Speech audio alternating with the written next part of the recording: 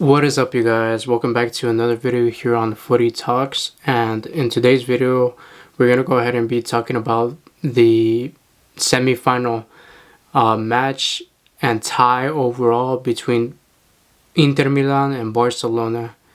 Inter Milan advanced to this year's UCL Semi Final, knocking Barcelona out in a really dramatic fashion overall in the two legs that were played, but this second leg was really make or break for both of the teams. Honestly, it's been 4 hours since I watched the match.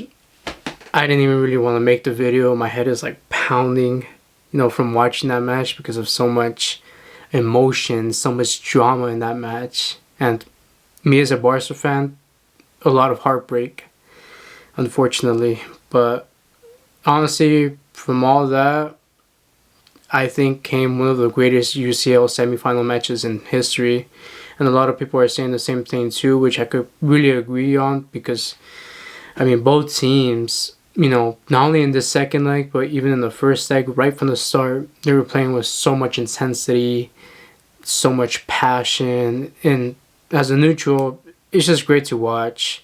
But if you're a Barca fan right now, you're probably feeling like me, you're feeling like heartbreak, not knowing how to process it.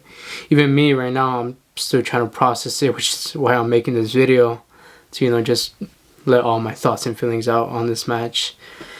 So without further ado, let's go ahead and get into this second match that happened between Inter Milan and Barca. Going into this match, both Inter Milan and Barca were level on the aggregate, 3-3. There's no away goal rule anymore, so it was basically leveled on the aggregate score. Inter, they did have that advantage of being at home in the second leg, which I think, they helped them get over the line, especially, in those latter minutes.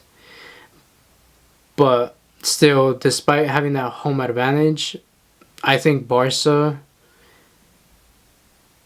they played overall a great game, but there was always a lot of little mistakes and fear whenever Inter had the ball. Because starting off in the first half, Barca, they were dominating the ball, they had a lot of the ball, but they weren't creating too much chances, and basically Inter were just looking to go on the break always. And Inter, we all know that they could be a really dangerous counter-attacking team, especially with those wing backs and those two really physical strikers of Lautaro, who miraculously made it into this game. Everyone thought that he was going to be out injured. Even I thought that, which didn't turn out to be the case. He ended up starting the match. And then you have Thuram too. Thuram, despite what things have been said outside of the pitch, he's really great player overall. So having those two strikers, the wing back, and the system that Inter had to hit Barca on the break would have proved to be pretty lethal, not only in this second leg match, but it showed in the first leg match too. And yeah, basically Barca dominated the ball. Inter were looking to hit on the counter, and the first goal really came from just a simple mistake in the midfield, in Barca. Too much, nice cute little passing in the midfield where an Inter player dispossessed, Dani Olmo in the middle of the field, which ended up getting sent up top, and then passed to Lautaro, and Lautaro gets an easy tap in for 1-0, which was one of the many mistakes I think Barca made throughout this match. That was a really crucial mistake that Barca made. But Barca, they continued as they did. They were really great in the first half. I thought Gerard Martin, at least in the first half, we'll get on to his second half performance in a bit, but at least in the first half, he wasn't providing too much going forward. And, we weren't really too sure about him defensively, but that first goal really wasn't on him. It was just a general mistake, passing it in the midfield and, being dispossessed. And Barca continued holding on to the ball. Inter, looking to hit on the counter attack. And it was another occasion where, Barca were kind of cut off.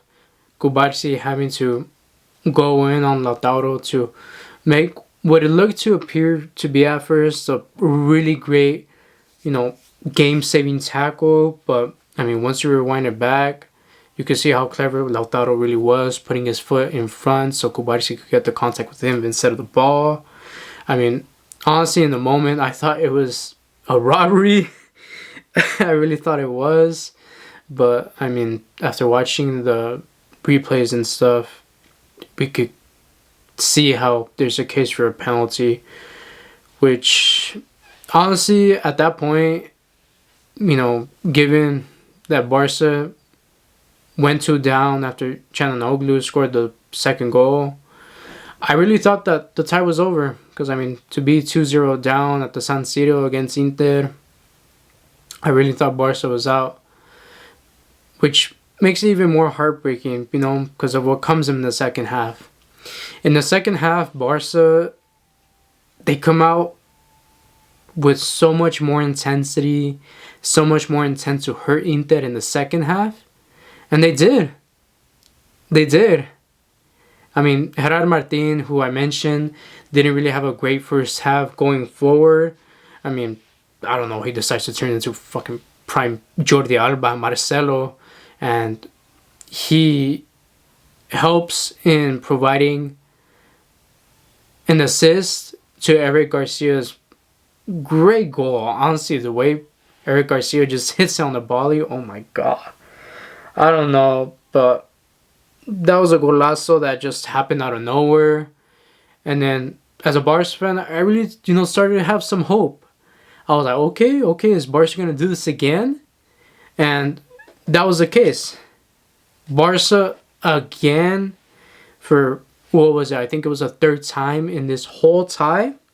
They found a way back from another Gerard Martin assist. It was a great ball, over the top to Dani Olmo, who just headed that ball in.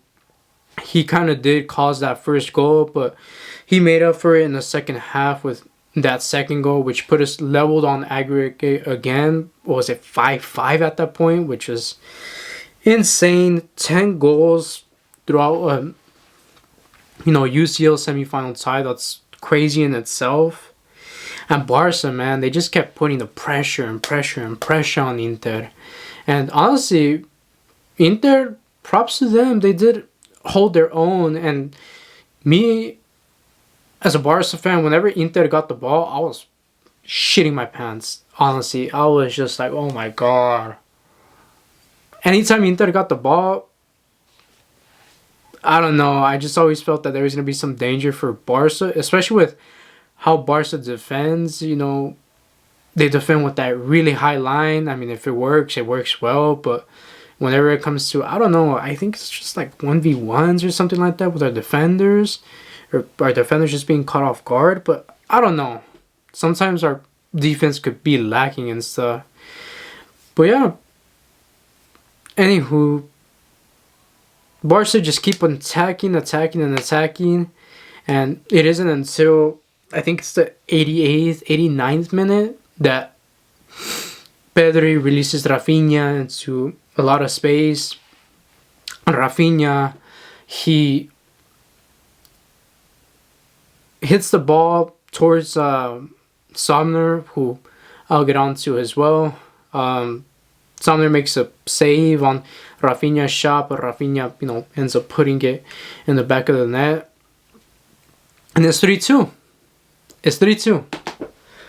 I'm over here thinking that after that, Barca, they get a ticket to Munich. They're going to be in the UCL final for the first time in over 10 years. But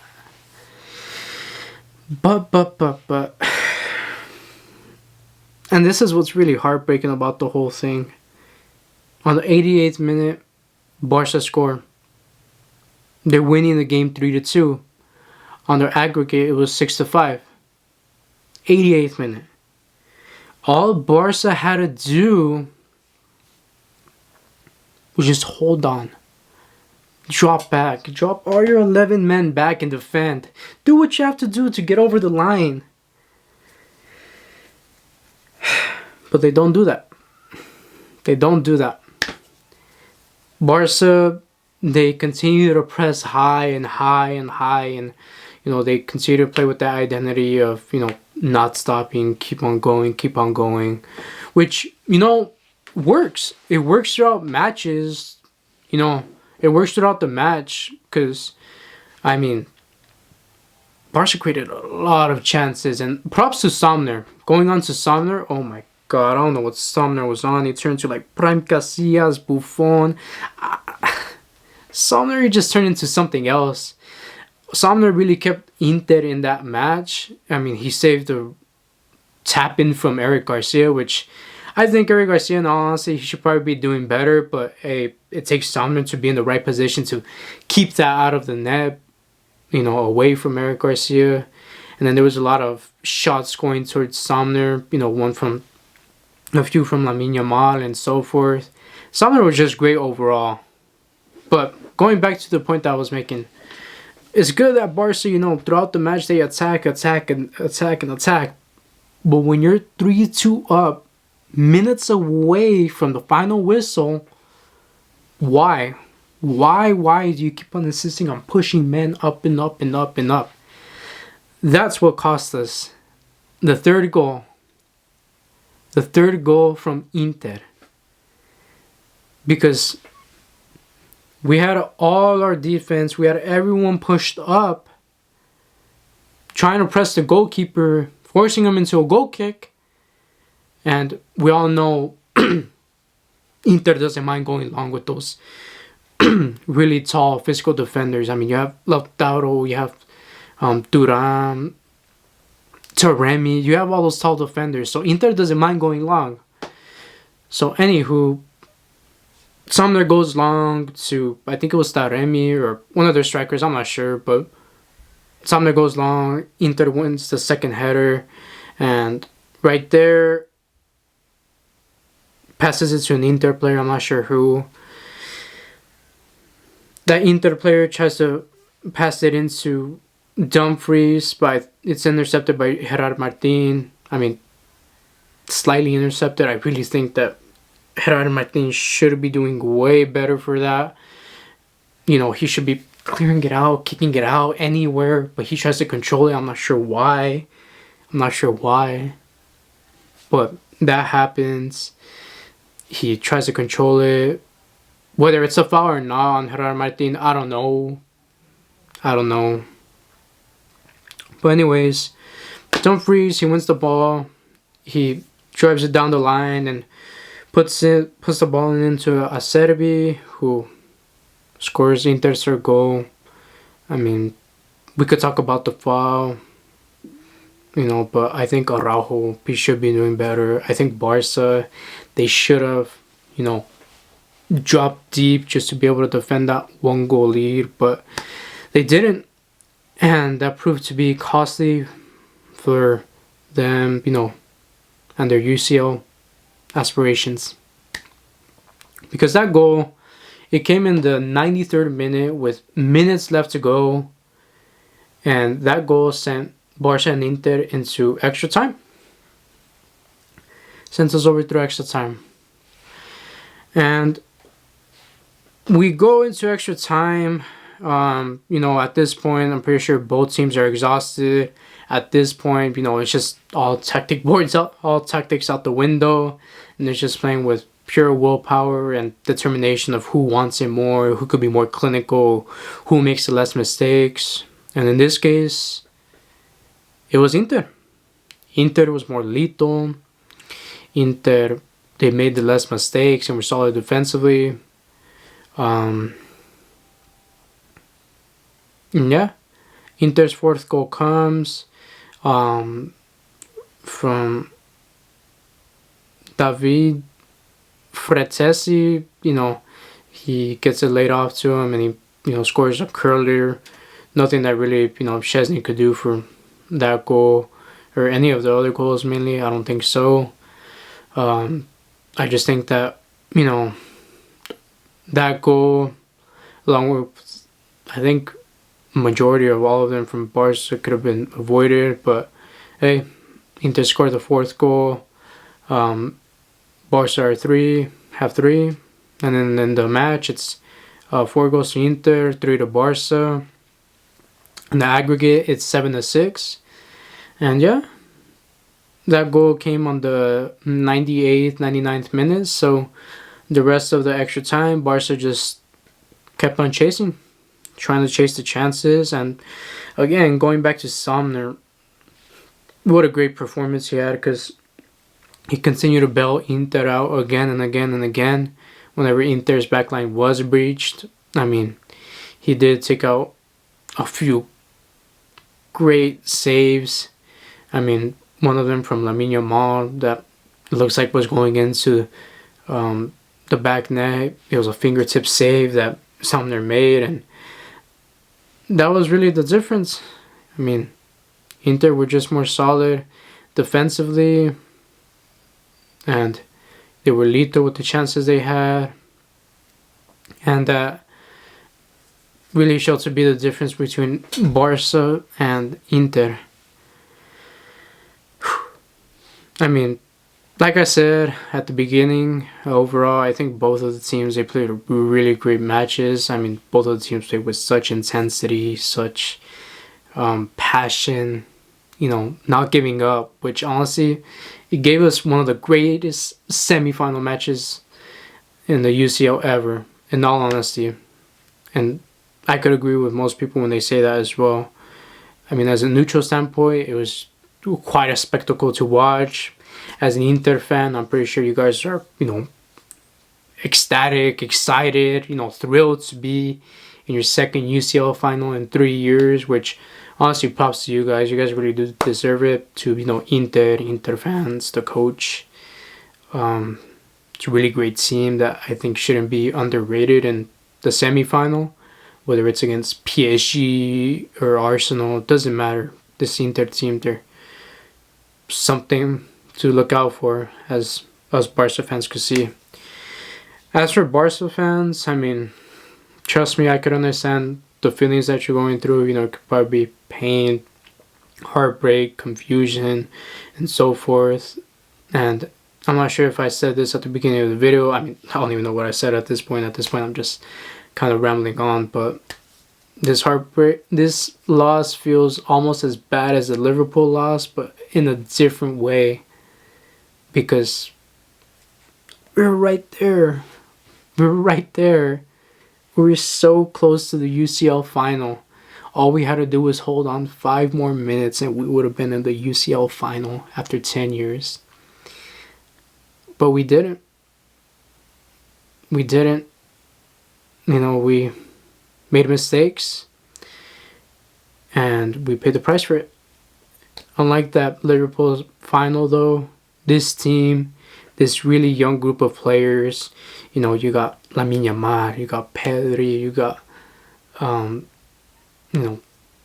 Martin, you got all these players in the squad, that really played with passion, played with, determination, which I think is a good takeaway we could take as, Barca fans from this match.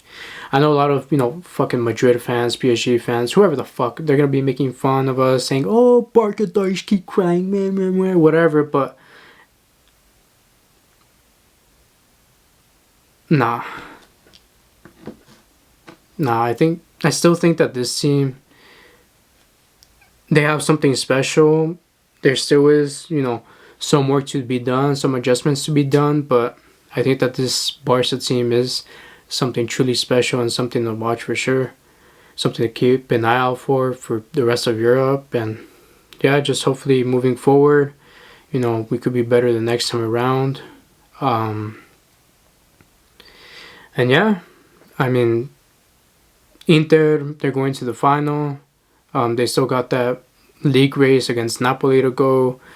And Barca, I mean, they're still in the league race with Real Madrid with the Clásico to come. So, hopefully the players could recover from what was a really intense match and, do good in that Clásico. But You guys, let me know what you guys think in the comments down below. Let me know your guys' thoughts, feelings, emotions. Did you guys watch the match? I mean, if you guys didn't, you guys truly missed out, and I think you guys should go watch the replay, because I don't even think the highlights themselves do justice to the spectacle that there was in both of the matches, mainly in the second leg. And yeah, I mean, I think that has to be it for me today. You know, as a neutral, I think it's just a match to be appreciated. You know, I don't think there should be any bashing. I mean, I think anybody that like really does any bashing like that just kind of cringe and crazy, even though I be like that sometimes whenever it's Madrid or PSG or whatever. But hey, you gotta recognize game and just say that both of these teams, you know, they played a great match and gave us a great spectacle for all of us to enjoy, truly. And let's just hope that, you know, PSG and Arsenal is as great as this, or let's just hope that whatever final comes out is as great as this as well. And yeah, maybe next year Barca will make it to the UCL final, and we'll see how they're able to improve from this. Because, man.